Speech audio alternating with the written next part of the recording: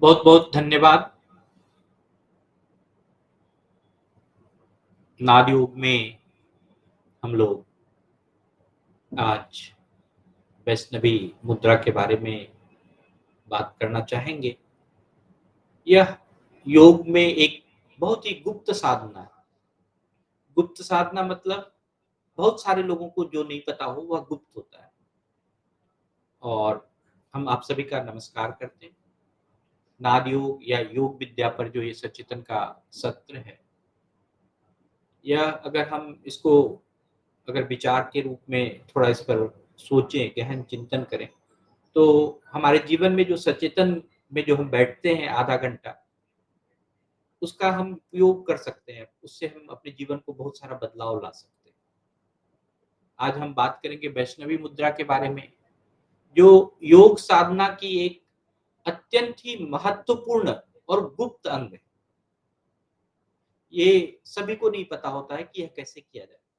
और वैष्णवी मुद्रा जो है, इसकी जो चर्चा है बहुत सारे तंत्र शास्त्रों में की गई है और इसको एक गुप्त रहस्य के बारे में सुरक्षित रखा गया है।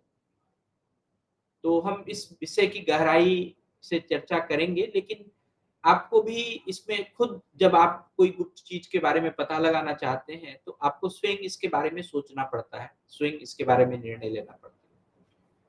और अगर हम वैष्णवी मुद्रा, ये भी एक योग की मुद्रा है। और इसमें क्या होता है, योगी जो है वो बाह्य दृष्टि से केवल एक ही हटाकर बाह्य दृष्टि से ध्यान हटाकर केवल अंतरस्थ विषय पर, कोई एक ही अंतरस्थ विषय पर स्थिर हो जाता है। मतलब बाहर की बहुत सारी हलचल है, कोलाहल है, उन सब से ध्यान कैसे हटाकर अपने एक अंतरात्मा से, आंतरिक रूप से एक किसी एक विषय पर हम कैसे स्थिर हो सकते हैं। और यह विषय जो है वो मन का है।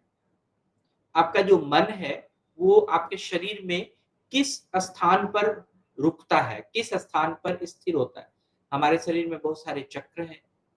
तो जैसे मूलाधार चक्र हो सकता है, अनाहत चक्र हो सकता है, श्वेतार्क हो सकता है। श्वेतार्क मतलब आप ध्यान करते होंगे तो कभी-कभी आपके ध्यान में कोई प्रकाश की रोशनी दिखती होगी, उसको हम श्वेतार्क कहते हैं, जो आंतरिक प्रकाश है। या सहस्त्रार्थ चक्र हो सकता है। तो हम किसी भी जगह पर अपने ध्यान को स्थिर करें अपने शरीर के अंदर। और जब योगी मन का जो मन है इन केंद्रों पर किसी भी पूरी तरह से केंद्रित हो जाता है, तो उसका बहुत ही बड़ा असर होता है। तो क्या होता है कि जब आपका मन केंद्रित हो जाता है, तो आपकी जो दृष्टि है वो बाहरी दुनिया से हटकर अंदर की ओर मुड़ती है, अंदर की ओर झांकना शुरू करते हैं। हम बाहर की दुनिया के जो देख रहे थे चहल-पहल, उससे हटकर अंदर की जो चहल-पहल है उसके पास हम पहुँचते हैं। और इस अवस्था में क्या होता है कि कभी-कभी जो आपकी जो पलकें हैं, वह स्वतः स्थिर हो जाती है, अपने आप स्थिर हो जाती है। ना तो खुलती है, ना ही बंद होती है, वो पूरी तरह से जहाँ है वही रहती है। तो इसी को हम वैष्णवी मुद्रा कहते हैं कि जब आपका ध्यान बाहर से अंदर की ओर आए और अंदर की ओर किसी एक जगह पर स्थिर हो, चाहे वो आपका मूलाधार चक्र हो, सहस्त्रार चक्र हो, अनाहत चक्र हो या फिर श्वेतार्क हो, जहाँ पर हम कोई भी प्रकाश आपको ध्यान की अवस्था में दिखता है। और फिर आपकी जो आँखें हैं, आपकी जो पलकें हैं, ना वो खुल रही है, ना बंद हो रही है, वह किसी एक जगह पर स्थिर है।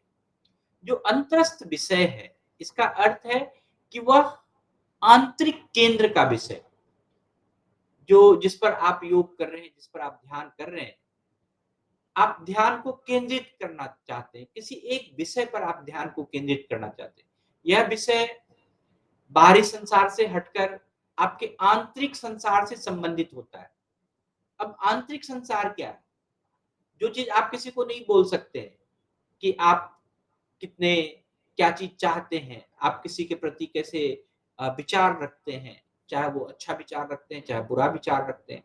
आपके मन में क्या चल रहा है, वो आंतरिक विषय है जो बाहर की दुनिया से उसका कोई लेना-देना नहीं। तो जब हम उस आंतरिक विषय पर ध्यान को केंद्रित करते हैं, तो हमारी जो ध्यान की साधना है और गहरी होती जाती है और स्थित हो जाती है, स्थिर हो जाती है पूरी तरह से। और तभी हम अपने आत्म साक्षात्कार की दिशा में अग्रसर होते हैं।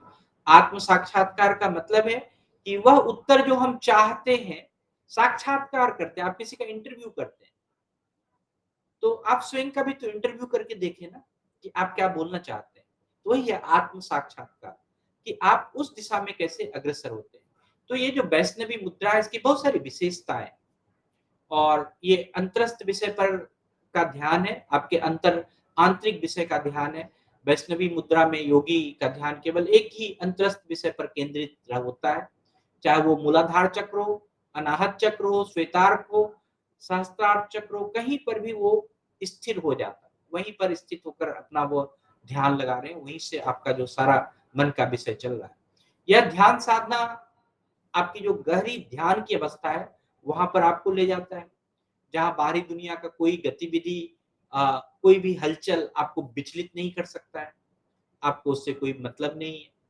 आपकी जो बाह्य दृष्टि है, अगर आप कोई चीज, आपका आंख अगर खुला रह गया, तो आपकी जो बाह्य दृष्टि है वो पूरी तरह से स्थिर रहती है। वह पलक ना खोलने में या बंद करने, इन सब से रहित होता है, कुछ भी नहीं होता। जहां पर ध्यान आपका लगना शुरू हुआ, आपकी आंख की मुद्रा वैसे ही स्थित हो गई।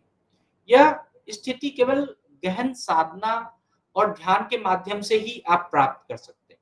आप सोचेंगे कि हम बैठ गए और हमने आज सुना था सचेतन में, हम ऐसा ही ध्यान कर रहे हैं, नहीं। आप जब तक इसकी साधना करेंगे, अभ्यास करेंगे, तभी आपको यह चीज किसी एक समय पर प्राप्त होगा। और ये गुप्त साधना है। गुप्त साधना का मतलब है कि वैष्णवी मुद्रा को जितने भी तंत्र शास्त्र है उसमें गुप्त और सुरक्षित रखा गया, क्योंकि यह मुद्रा जो है अत्यंत शक्तिशाली है, प्रभावशाली मानी गई। तो प्रभावशाली इसलिए है कि जिस दिन आप स्वयं से जुड़ जाते हैं, जिस दिन आपका आत्म साक्षात्कार हो जाता है, आपका प्रभाव ऐसे ही बढ़ जाता है। और यह अभ्यास कहते हैं कि उन योगियों द्वारा किया जाता है जो धीरे धीरे, आप जैसे हम लोग कई वर्षों से अ, सचेतन में ये साधना कर रहे हैं, तो यह अभ्यास हम सभी को अब करना चाहिए। उच्च साधना की अवस्था तक पहुंचना चाहिए। हम सिर्फ सचेतन में बैठकर 10 मिनट जो करते हैं ध्यान, उसका कोई उपयोगिता हमारे जीवन में आए, हम उस चीज के बारे में आगे बढ़े, उसके लिए। तो ये जो वैष्णवी मुद्रा का जो अभ्यास है, वो पहले ध्यान की अवस्था के बारे में सोचना चाहिए। सबसे पहले आपको, जो भी योग कर रहे हैं, ध्यान कर रहे हैं, ध्यान की अवस्था में आपको प्रवेश करना चाहिए।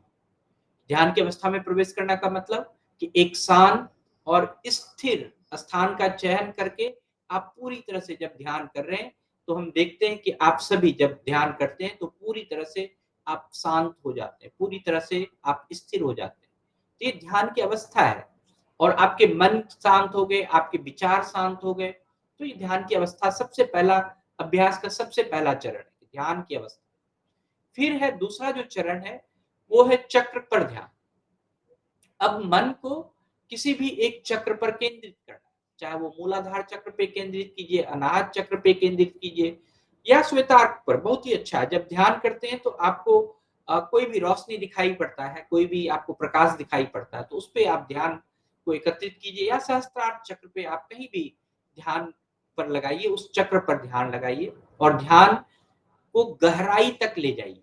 मतलब उस चक्र में, उस प्रकाश में पूर्णतः समाहित हो जाए, आप पूर्णतः उसमें घुल मिल जाए, वहां तक पहुंचने की कोशिश कीजिए। तो ये चक्र का जो ध्यान है, या जो भी स्थान का जो ध्यान है, वो महत्वपूर्ण है। फिर जो तीसरा कदम है वैष्णवी मुद्रा में, वो है दृष्टि की स्थिरता। धीरे धीरे जो है आपकी दृष्टि जो है बाहरी दुनिया से हटकर अंदर की ओर मुड़ जाएगी। जैसे भी बाहर का कोई भी चीज दिखाई पड़ रहा, सुनाई पड़ रहा, वो सारा हलचल जो है आपके अंदर की ओर आना शुरू हो जाएगा। आपकी जो पलकें हैं वो स्वतः स्थिर हो जाएगी, आपका जो कान है वो स्वतः, आपको बाहर की कोई आवाज सुनाई नहीं पड़ेगी, और आप एक गहन ध्यान की अवस्था तक पहुंच जाएंगे।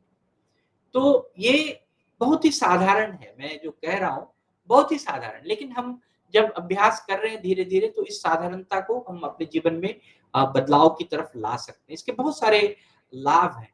आपकी जो आध्यात्मिक उन्नति है, जो आप स्वयं से जुड़ना चाहते हैं, जो एक वैष्णवी मुद्रा में जब भी योगी कोई आध्यात्मिक उन्नति की दिशा में जाना चाहे कि हम स्पिरिचुअल डेवलपमेंट करें तो वो बड़े आराम से हो सकता है। यह मुद्रा जो है कि सबसे अच्छा जो मैंने कहा कि आपको आत्म साक्षात्कार, मोक्ष की ओर अग्रसर करती है, आनंद की ओर अग्रसर करती है, कि आप अपने आप में कैसे खुश रहते हैं, अपनी बातों से कैसे खुश रहते हैं, आपकी अपनी जो आंतरिक दुनिया है उसमें कैसे खुश रहते हैं। ये बड़े अच्छा से आपको आध्यात्मिक उन्नति करता है और जो मैं देखता हूँ इस मुद्रा में सबसे जो महत्वपूर्ण है वो मानसिक शांति और स्थिरता आती है। इससे बहुत ही आपका मन एकाग्र और स्थिर हो जाता है, जिससे जो ध्यान की जो गहराई है वो आपकी बढ़ती जाती है। आप ध्यान के आंतरिक पराकाष्ठा में जाते हैं और जो मैं देखता हूँ कि सबसे जो महत्वपूर्ण लाभ है, वो आपकी आंतरिक जागरूकता है। मतलब जब वैष्णवी मुद्रा के जो साधक हैं, वो आंतरिक अपनी जो जागृति है, अपनी जो जागरूकता है, अपना जो सेल्फ अवेयरनेस है, उसकी ओर अग्रसर बढ़ता है। वो खुद सब चीज़ के बारे में समझ सकता है कि क्या चीज़ अच्छा है, क्या चीज़ बुरा है। आपका खुद स्वयं का जो निर्णय है, स्वयं का किसी विषय वस्तु पर जो गहन चिंतन है, वो बढ़ जाता है और स्थिरता तो होती ही है, साधक का जो ध्यान है वो गहराई में बढ़ता ही है, लेकिन जब आप आंतरिक संसार से जुड़ते हैं, तो बाहरी दुनिया की जो अस्थिरता है, जो हलचल है, उससे आप मुक्त रहते हैं।